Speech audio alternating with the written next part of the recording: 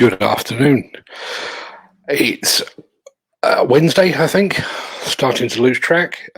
This is episode 8 of the Demolition Daily live stream.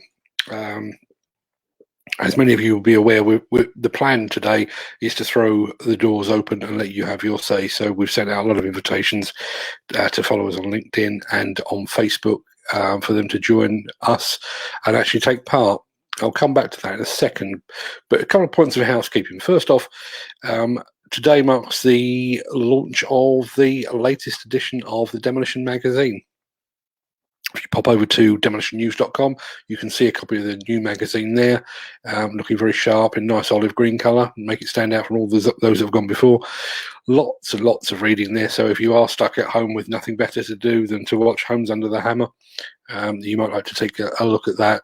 If you are this way inclined, there is an app. We actually upload via a platform called Issue, ISSW. Issue have an app which makes magazines like ours look very, very smart on a tablet computer or even on a mobile device. One thing to bear in mind about this issue is the fact that because we have a situation at the moment where our usual printers are basically closed because of the COVID-19 outbreak, this one will be available only in electronic form.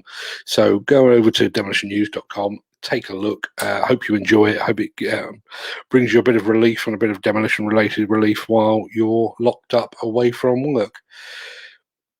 Now, one of the things that's been doing the rounds, certainly on my social media, particularly on LinkedIn, is a letter that's been sent out to the construction and demolition industry from the Secretary of State, Alok Sharma. And I get the impression that this is being misread or misrepresented, and it might be me doing the misreading and the misrepresenting, but I read it when I first read it as a thank you letter, but I know a lot of people have construed it completely differently and have taken it as a permission to return to work. So based on that, I've actually been back and I've read it, and I've read it, I've read it again, and then I've read it again afterwards. Now, the letter implicitly says, and I've actually got this in note form here, the letter implicitly says that wherever possible, people should work at home. But for those in construction for whom that's not possible, they can travel to work. Now, unless I'm being completely stupid here, that doesn't change anything. That was and always has been the advice of the Chief Medical Officer. That was what was said when the lockdown began, and it's been said daily ever since.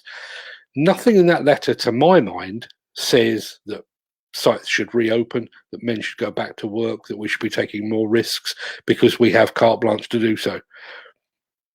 It does. One of the other concerns I think that's been aired is the fact that this letter in some way attempts to exempt construction and demolition from the furlough payment scheme. Again, I've read it, I've reread it, and I've read it again, and I'm not seeing that. Now, that doesn't mean that I'm right, doesn't mean that they're wrong. I think one of the things that this crisis has thrown up and made very, very clear is the fact that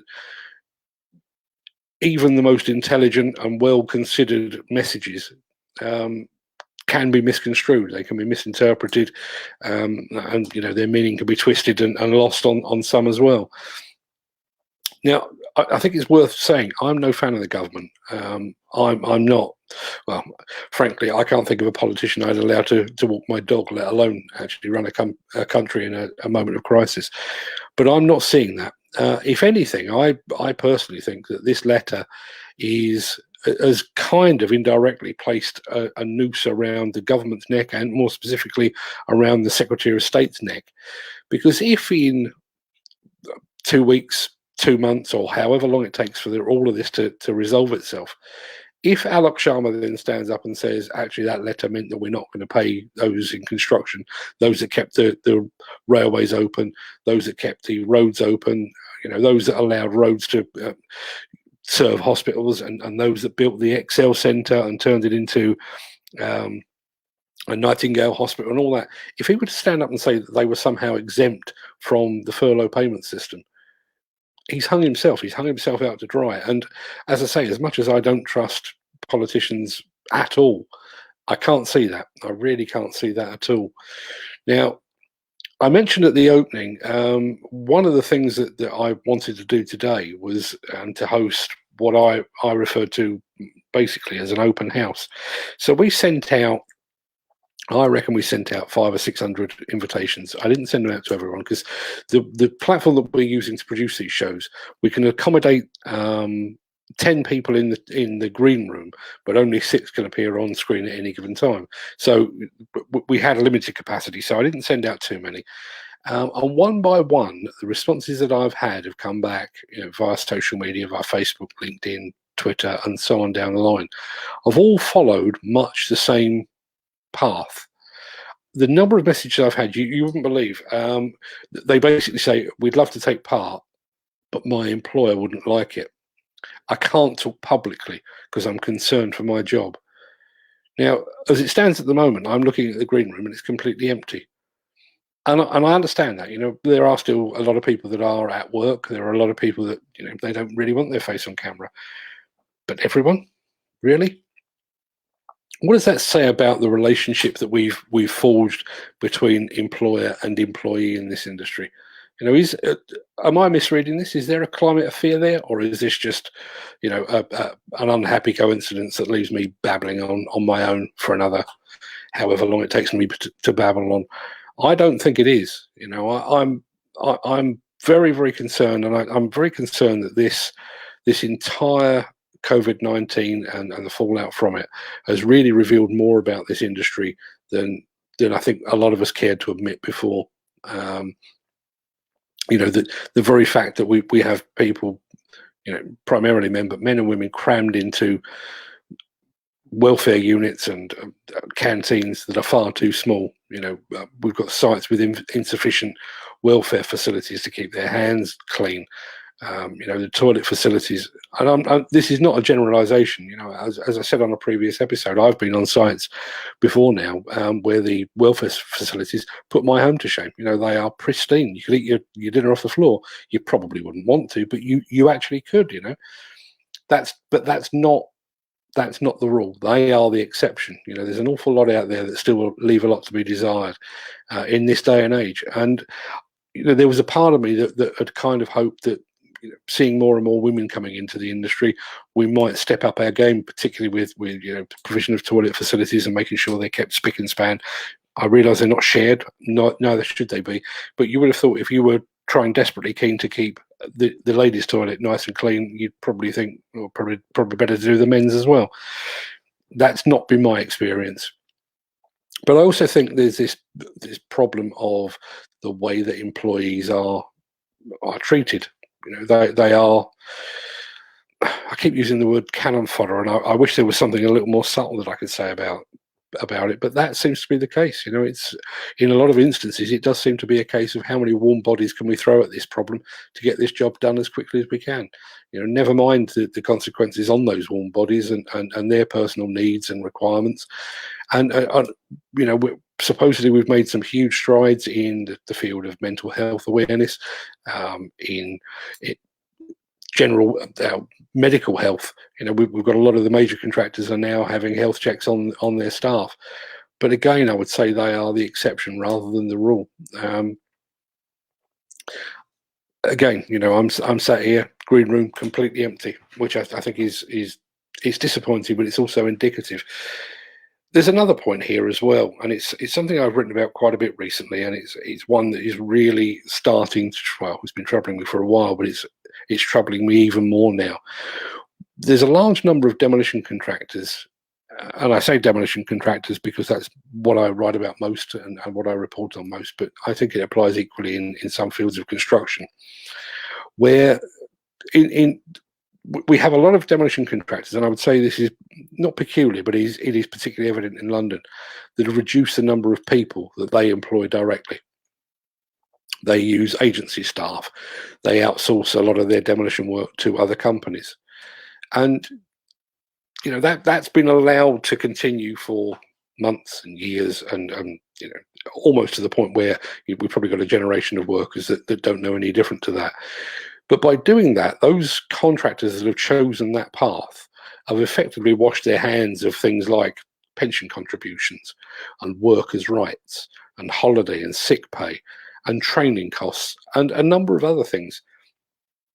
So now we have a situation today as a result of the COVID-19 outbreak, where those companies that do things correctly, you know, they employ their staff correctly, they give them holiday pay and sick pay and medical care, and they train their staff, and generally you find they tend to pay a little bit more because they're very keen to keep on board the staff that they have trained and they have looked after. They will be looking at paying a wage bill, even though some or possibly all of their sites have been closed. And yet there are those that have pushed their employees or push staff to the very periphery of their business, to the point where on some occasions they'll have a site manager on site and everybody else is indirectly employed in some way. They won't face such a bill. You know, they will not have that cost at the moment at a time when, you know, everybody's struggling. How's that fair? How can that be the right way forward? And going deeper than that, excuse me, you're simply going to cough every time I start talking. It goes deeper than that. One of the things I think that I've found over the years that I've been writing about demolition and construction, those companies that look after their staff and employ their staff and maybe pay them a little more and you know, keep them on long term. And you know, there are several companies I'm thinking of here that just spring immediately to mind when I'm saying things like that. AR Demolition, RMAC, and companies like that. They build a loyalty among their staff, but that loyalty runs deeper than that. Those staff tend to be they tend to take care of their equipment better. You know, their level of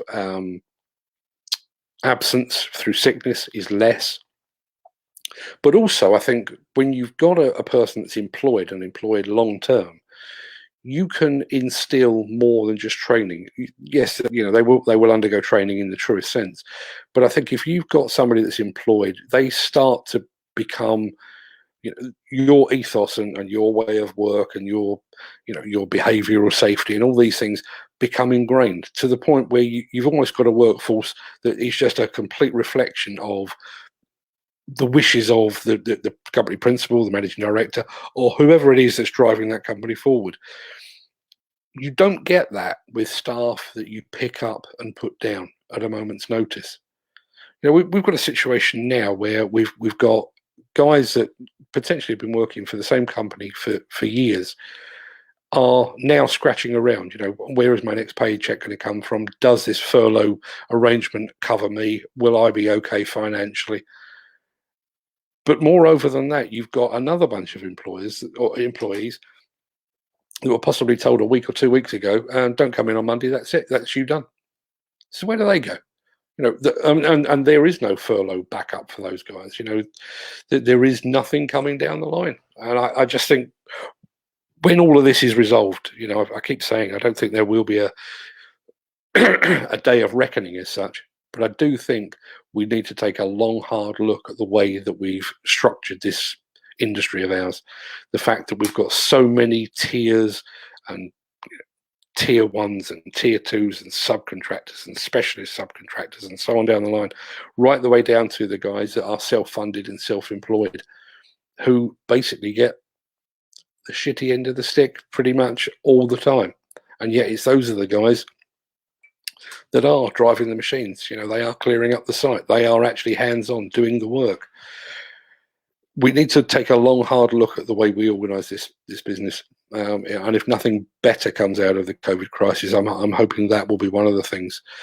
I've now been talking for nearly 15 minutes and the green room remains silent. I had a horrible feeling that was going to be the case. I may be wrong. You know, maybe I'm misreading it. Maybe I'm considering that people need to stop at 3 o'clock in the afternoon to jump on Facebook and take part in these things. Maybe that's not the sort of thing that these people do. But you would be staggered at the number of messages that I've had yesterday, overnight, and again this morning. I would love to take part, but I can't because my employer wouldn't like it. Which kind of begs a bigger question. What wouldn't they like? What wouldn't your employer like about it? Is it the fact that, you know, they've laid you off without any kind of promise for future employment? No promise of payment? No promise of looking after you long term, even though you've put in your weeks, your months, and your years possibly for them? Is that what they don't want you to say? In which case, well, what do you say? What do you say to that? It just seems ludicrous. If it's a strange analogy to draw, but in addition to actually reporting on demolition, we occasionally need access to demolition sites to go and take photographs, or to display products and that kind of thing. And there's a handful of companies that I will phone up, and literally I can phone them sort of 9 o'clock on a Monday morning, and at 4 o'clock that afternoon I'll be on one of their sites, because they have nothing to hide. Their sites are always well run. They don't roll out the red carpet just because a journalist is arriving, because that's just how they run. They have nothing to hide. So what is it now that we're in this crisis? What is it that some employers have to hide that make their employees fearful of actually saying it like it really is? Actually going online and on screen and saying, actually, in addition to my concerns for my own health, the health of my family, I've now got concerns about how I'm going to pay the rent, the mortgage, the food bill. I'm just astounded by it. Need to go back to the Alok Sharma letter as well. I've seen a couple of people that have actually put onto LinkedIn that letter is in some way, it should be construed as a call to return to work.